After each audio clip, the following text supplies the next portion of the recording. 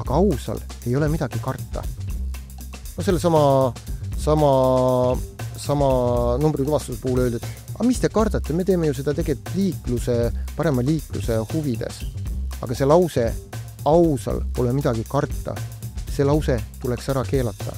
Sellepärast, et minge küsige nende inimeste käest, kes on 7 aastat, keda on 7 aastat kohtus vintsutatud 7-eurose juukselõikuse pärast või mõne muu asja pärast ja kes on pärast õigeks mõistetud.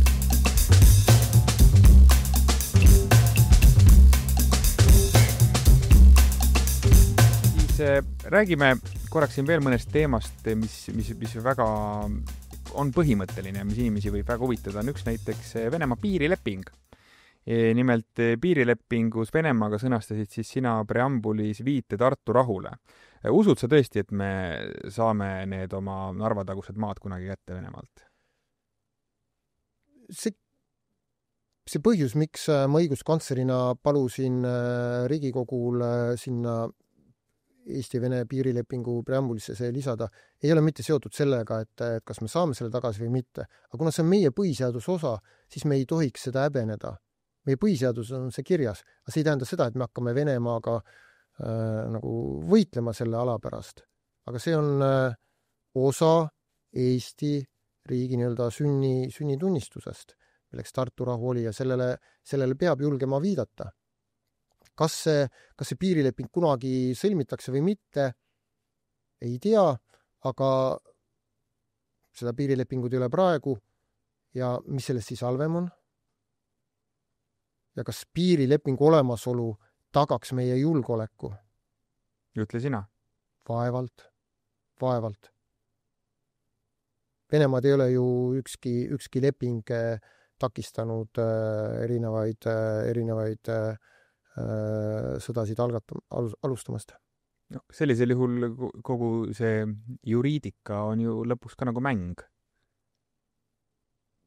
Sõidavad tankid üks hetk ja mäng lõpeb ära. Ütleme nii, et rahvusvaheline õigus nüüd selle Vene ja Ukraina sõja tõttu on tõsiselt selle rahvusvahelise õiguse olulisus või usaldusväärsus või nii-öelda nagu Lennart Merile omistatakse ütlus, et rahvusvaheline õigus on väikeriigi tuumapomm, et see on kindlasti vähenenud. Mis see tähendab? See tähendab seda, et see, mis on rahvusvahelises õiguses nagu riigid kokku leppinud, milliseid mängureegleid järgitakse, et see lihtsalt ei toimi.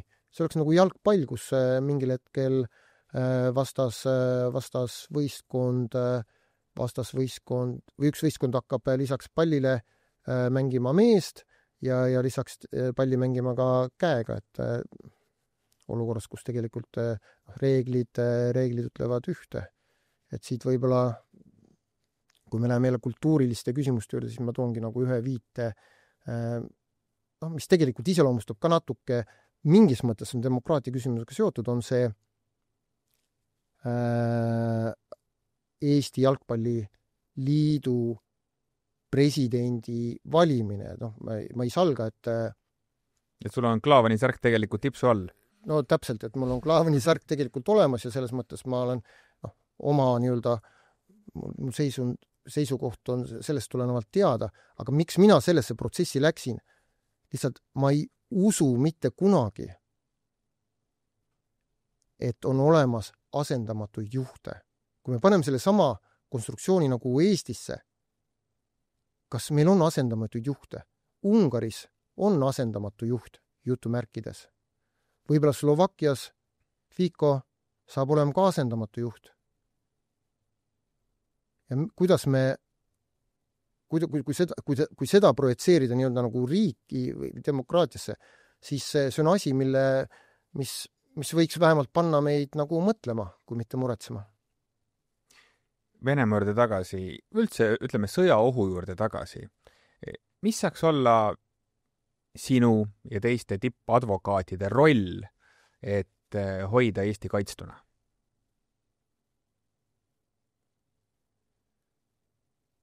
Eestit saab kaitsta mitut moodi. Ütleme, et paljud advokaadid, seal Sorenina advokaadibüroost, aga ka paljudest mujalt, on läinud sõja ajal Kaitseliitu. siis me oleme... Aga ma mõtlen professionaalselt. Mida te saate oma tööga ära teha? Me oma tööga saame ära teha punkt 1, et me ei esinda neid kliente, kelle huvid on Eesti julgeolekuga vastuolus. Selliseid... Kas on reaalsed näited kohe või? Kindlasti on, aga ütleme, et advokaadi kutseetikast tulenevalt ma loomulikult ei saa siin neid hakata avaldama, aga ütleme nii, et meie büroo ei võta paljusid kliente, keda võib-olla keegi teine võtaks ja me ei võta sellepärast, et see ei ole Eesti riigi nii-öelda strateegiliste huvidega ei ole kooskõlas, mis ei tähenda seda, et me ei julgeks riigi vastu minna. Meil on hästi palju vaidlusi riigiga, aga mitte, ütleme nii-öelda julgeoleku küsimustes. Kas siis Hiina kliente ka ei võta või? Ma ei saa seda praegu kommenteerida, aga kui Hiina kliendi huvi on risti vastupidine Eesti riigi nii-öelda strateegilise huviga, julgeolekuhuviga, siis me kindlasti ei võta. Aga oleme ausad, et tihtipeale seda julgeolekuohtu ka kasutatakse, ei tea mis põhjusel, kattevarjuna. Toon lihtsalt selle näite, et Eestis keelati ära aastaid tagasi Huawei riistvara kasutamine ja meil on klient, lugupeetud suur Eesti firma, keda me esindame ja praegu on vaidlus Euroopa kohtus selles osas, et kas see Huawei riistvara keelamine oli põhjendatud, kas tegemist on tegelikult julgeolekuohuga. Me vist ei pea käima ümber palava pudru suuruselt teine mobiilioperaator, eks ole. Elisa, jah. Jah, et see on... Ei, kuna me avalikult esindanud, siis ei ole seal... See lugu on ju teada, et nende kogu see tehnoloogiapark on tegelikult ehitatud Huawei peale, eks ole, et nende jaoks oleks... Ütleme, nüüd nad juba ehitavad seda ümber. Okay. Aga ikkagi mõte jääb samaks, et nendel oli see nagu täiesti ju külm dušš, selline otsus. Ja täpselt, ja mille üle me seal vaidleme on see, et kas riik peab selle eest ka midagi hüvitama, kui ta mingil hetkel teeb pöörde, ütleb, et mis siis, et see oli kõigil lubatud, aga mingil hetkel on see nüüd nagu oht. Aga kuhu ma tahtsin jõuda, et kus ma näen nagu sellist riigipoolset silmakirjalikkust on see, et Huawei ehk Hiina nii-öelda riistvara on ohtlik, aga küsimus Postimehe kuulajatele või vaatajatele, millise riigi kaamerad on kogu selles numbrituvastuse asjas. Ma arvan, et sina juba, ma saan aru, millise riigi oma see on. Ma saan aru, et kõik asjad tehakse maailmas ühes riigis. Ja täpselt. Mänguasjadest kaamerateni. Just, ja kui kaamerad, siis ma küsiks nii, et kas need kaamerad, mis filmivad või salvestavad kõike, mis Eestis toimub, kas seal me ei näe siis sellist ohtu või?